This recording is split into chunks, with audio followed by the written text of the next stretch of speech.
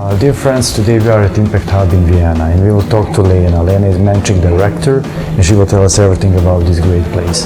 So follow me.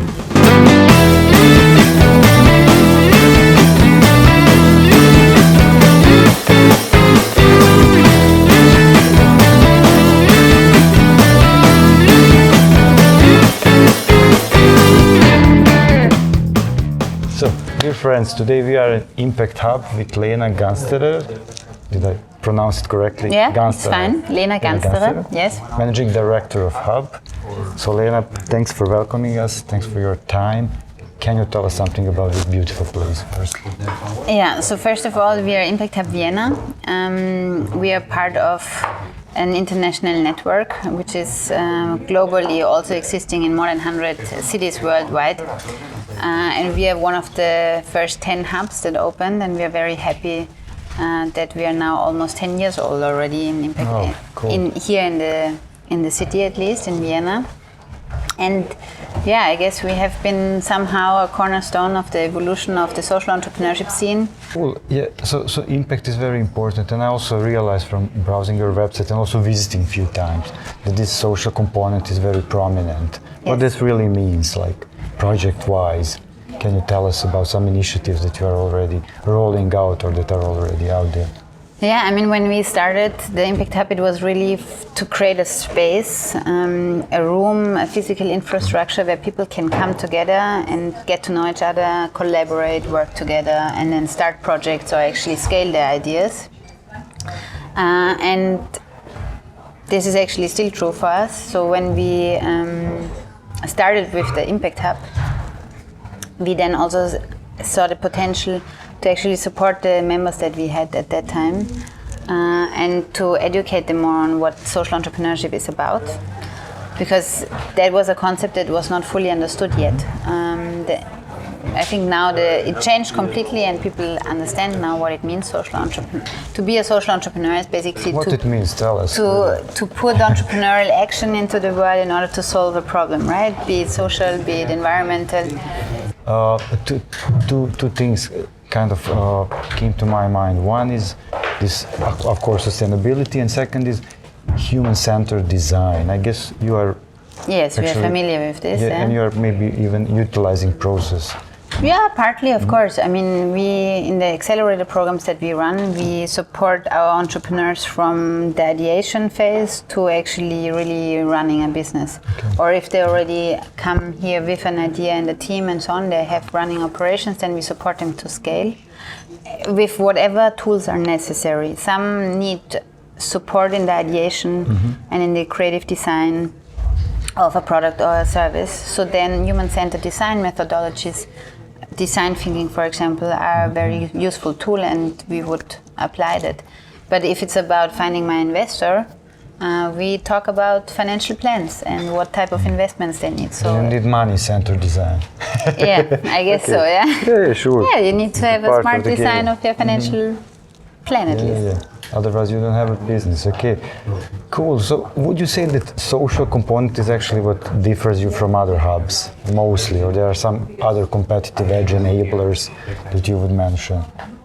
Yeah, I think that what actually makes the biggest difference for us is that we are very deeply rooted in certain values, so to speak.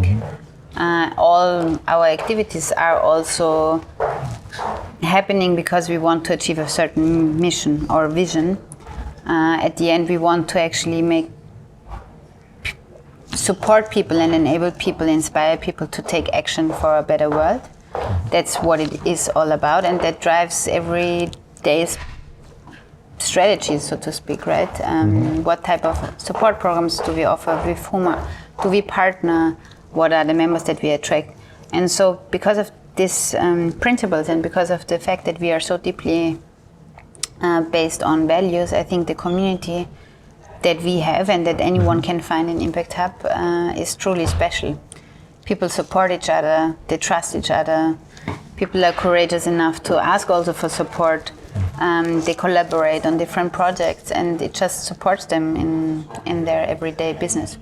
Sometimes they fail, they dust off, and they continue, I guess. Yeah, or That's why you are they there maybe also. become, they become a member and maybe they start something and they're successful, or if they're not, sometimes actually happens that they still stay part of the community and they support someone else because they're still good at something, right? Maybe the business idea was not the best yet, but the potential of a person who actually started a business is usually tremendous because they have to have a lot of courage and ambition and all sorts of values that or attributes that you really need.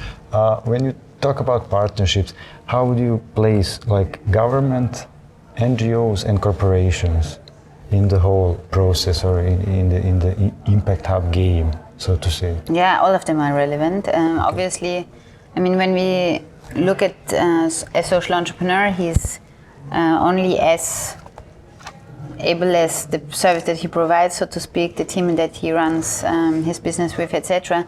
But especially also what supporters he has in the different other stakeholder groups. If it's about social change, eventually you maybe need also to change policy, for example. So you need to actually work with the policymakers and understand what it would help them. Did you manage to do that, to push some policy forward, to change some? Did we manage to do that? It's a tricky regulations. thing. Regulations, not so much. I think we are a very regulated country, and for sometimes the best, Mindset sometimes the at worst. That's different depending on what you look at.